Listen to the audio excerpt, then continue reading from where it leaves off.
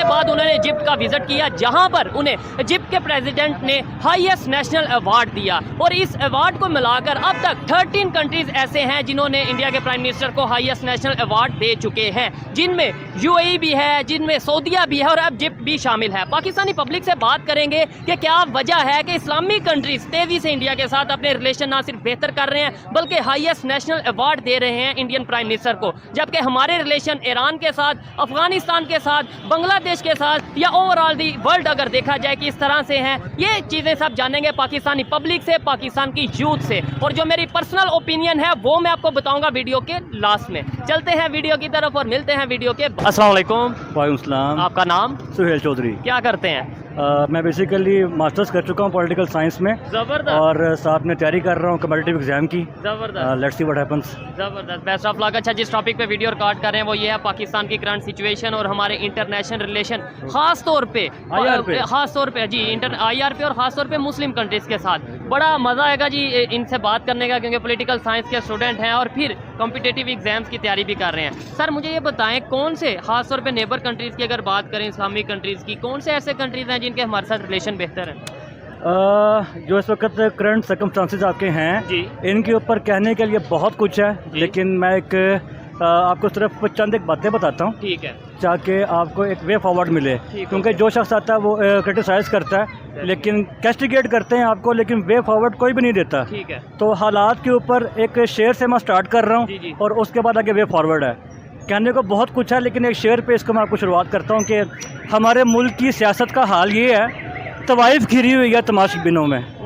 ठीक है, ये बहुत कुछ है उन सब सपोर्टर्स के लिए। बड़ा सख्त शेर है ये, आपने बड़ा सख्त किस्म। मैं जानता हूँ। ठीक है। ये एक शॉर्ट सा और साइलेंट मैसेज है उन सब सपोर्टर्स के लिए जो तमाम पॉलिटिशियंस को अपनी आंख बंद करके सपोर्ट करते हैं। ठीक है। अपनी आंखें बंद मत कीजिए और देखिए किसने अपने पास्ट टेन्योर में क्या किया है। ठीक है। सवाल ये पैदा होता है कि अगर OIC की बात करें, इस्लामिक कंट्रीज की बात करें, वो हमारी हेल्प क्यों नहीं कर रहे हमें क्राइसिस से निकालने के लिए? IMF के पास क्यों जाना पड़ रहा है? एक तरफ हम कहते हैं हिंदू काफर, वो क्या उनका नाम है, वो अपना क्या नाम, यहूदी काफर, इसराइल काफर, लेकिन जो उनसे फिर IMF भी उन्हीं के पास हमें जाना पड़ता है। आपके IMF की अगर आप हिस्ट्री उठा कर देखते हैं ना, तो ये बेसिकली 89 से जो इसका सेटअप 89 के बाद बना है, वो लोन्स देता ही इस कंडीशंस के ऊपर है जहां पर आप अपने टैक्स के ऊपर अपनी मर्जी से कुछ इंपोर्ट नहीं कर सकते। आपकी जो इंपोर्ट्स हैं उनके ऊपर जो आपके बैरिफ्स हैं आप उनको लेवल नहीं कर सकते, आप अपनी एक्सपोर्ट्स नहीं बढ़ा सकते, अपने मुल्क के अंदर आप कुछ नहीं कर सकते। ये एक ऐसा विशियस सर्कल है जो इसके अंदर गया है वो इससे बाहर नहीं आ सकता। अगर आपने अपनी अगर बात करें अपने नेबर कंट्री इंडिया की, वो 93 में उन्होंने भी लिया वर्ल्ड बैंक के साथ, उनका लास्ट जो उनका प्रोजेक्ट था या जो लास्ट डील थी वो की, वो तो उस जंगल से बाहर निकल आए। इस तरह से तो 2016 के अंदर आई गैस या 2015 के अंदर मियां नवाज शरीफ साहब की जो गवर्नमेंट थी उन्होंने भी इसको बाय बाय कह दिया था, लेकिन IMF से उन्होंने अपनी जान छुड़वा ली थी। लेकिन बात यह है कि आप दोबारा उस तरफ क्यों गए हैं? इन बातों का हल सिर्फ एक है। हर वो गवर्नमेंट जो आपसे ये प्रॉमिस करती है कि हम आपको 2 साल में 3 साल के अंदर यहाँ से बाहर निकालेंगे, पाकिस्तान की इकोनॉमी को स्टेबल कर देंगे, लिख के रख लें इस बात को, वो झूठ बोलते हैं आपसे। पाकिस्तान की इकोनॉमी जिस कंडीशन पे आ चुकी है, याद रखिएगा, एक 15 साल का 20 साल का एक रोड मैप चाहिए, जिसके बाद जाके आपकी इकोनॉमी सीधी होना शुरू होगी। आप टेक ऑफ कंडीशन में तब तक नहीं आएंगे जब तक पिछली गवर्नमेंट अगली गवर्नमेंट के इकोनॉमिकल प्लान्स को परसू नहीं करेगी। ठीक है, यानी लॉन्ग टर्म पॉलिसीज नहीं, लॉन्ग टर्म पॉलिसीज नहीं है। अगर आप ये कर्ज ले लेंगे, आप 2 अरब के लिए सऊदीया को देखते हैं, आप 2 बिलियन के लिए रिक्वेस्ट करते हैं IMF से, और वो आपको जिस तरह धुतकार रहे होते हैं, ये डूब मरने का मुकाम है हम सब के लिए, और हम वहाँ पर जाकर उनसे रिक्वेस्ट करते हैं, हालांकि आप एटॉमिक कंट्री हैं।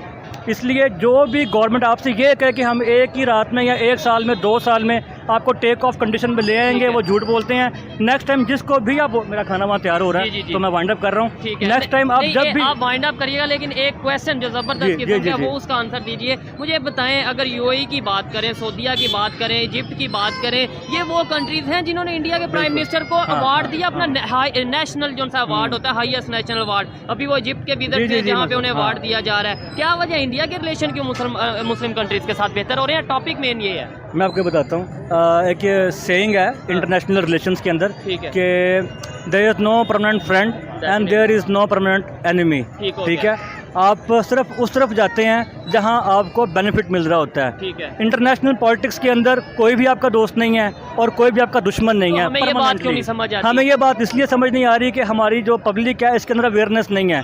हमें पब्लिक के अंदर हमारे पॉलिटिशियंस के जरिए सिर्फ वो बात सुनने को मिलती है जो पब्लिक को अच्छी लगती है, जो हकायक है वो उसके बिल्कुल उलट हैं। ठीक हो गया, हकायक उलट है। डेफिनेटली इस बात से मैं 100% एग्री करता हूँ कि जो असल इश्यूज हैं वो हमसे साइड पे रखे गए हैं। हमें सिर्फ रोटी कपड़ा मकान पे लगाया है, दुनिया जहाँ जा रही है वो हमें नहीं बताया जा रहा। ये बताएं रिलेशन बेहतर हो जाए, ट्रेड हो जाए, लेकिन ये अवार्ड दिए और 6 टोटल 13 कंट्रीज हैं जिन्होंने इंडिया के प्राइम मिनिस्टर को अवार्ड दिए हैं, नेशनल हाईएस्ट नेशनल अवार्ड, जिसमें से 6 कंट्री ऐसे हैं जो मुस्लिम है, जिसमें इजिप्ट भी आ गया, जिसमें सऊदीया यूएई भी आ गया, जिसमें बहरीन भी आ गया। और इस तरीके से क्या मतलब अवार्ड दिया जा रहा है, इसका मतलब यह कहीं ना कहीं उनका वहाँ पे। मैं आपको बताता हूँ, आप इंडिया का और पाकिस्तान का जोग्राफिया अगर गौर से देखते हैं, एशिया का जो जोग्राफी है इसको आप गौर से देखते हैं ना, तो ट्रेड की जितनी बेनिफिशरी आप एशिया में ले सकते हैं, जितना बेनिफिट आप एशिया से ले सकते हैं, इसकी मिसाल आप यूँ ले लें कि चाइना को देखें।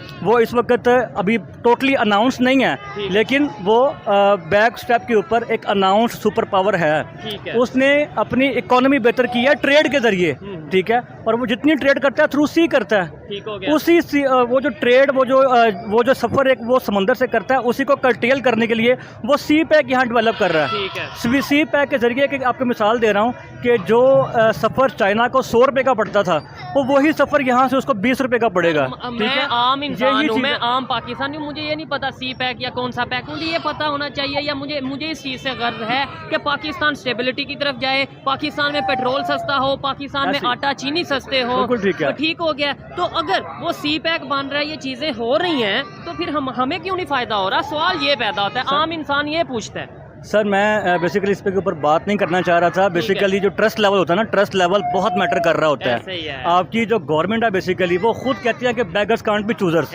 अब आप खुद सोचिए कि जो बंदा खुद कह रहा है बेगर्स कांट बी चूजर्स, उसकी रिस्पेक्ट क्या होगी? जब भी बार्गेन होता है, जा रहे हैं वहाँ से हम पैसे ले रहे हैं, नहीं हो सकती। जब भी बार्गेन होता है वो गिव एंड टेक के ऊपर होता है। अगर आप गिव एंड टेक नहीं है, अगर आप कुछ ले रहे हैं तो definitely you have to give something, और अगर आप नहीं कुछ दे सकते तो वो आपको अपनी कंडीशंस के ऊपर ट्रीट करेंगे। आप पॉलिटिकल साइंस के स्टूडेंट हैं, लास्ट में ये बता दें हमारे पॉलिटिशियंस में या हमारे पॉलिटिकल सिस्टम में और नेबर इंडिया के पॉलिटिकल सिस्टम में क्या फ़र्क है? उनके पॉलिटिशियंस में, हमारे पॉलिटिशियंस में, उनके प्राइम मिनिस्टर और हमारे प्राइम मिनिस्टर। मैं आपको एक मिसाल देता हूँ।